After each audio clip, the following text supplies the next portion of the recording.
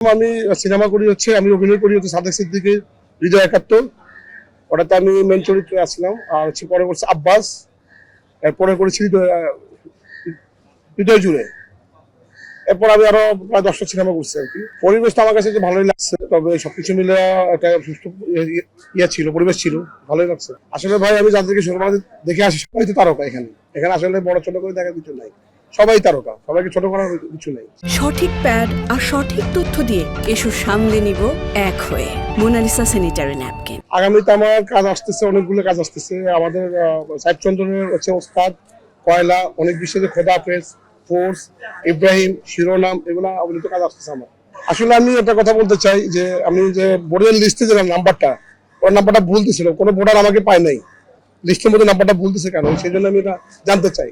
হ্যাঁ, অনেকে আমার বলছে আমাকে নাকি ফোনে পাওয়া যায় নাই, নাম্বারটা কেন ভুল দেওয়া হয়েছে এখান থেকে। ক্ষুদ্র একটা অভিযোগ আছে, এটা কেন হয়েছে। আর অনেক ভোটাররা বলতেছে বা আপনাকে পাওয়া যাচ্ছে না মোবাইলে। ওরা আমি লিস্টে দেখি অনেকের নাম্বার নাকি ভুল, আমার নাম্বারও ভুল। কেন করা হলো? জি, আসলে আমি কি বলবো সেটা, এই জায়গাটা আমার একটা অভিযোগ আছে।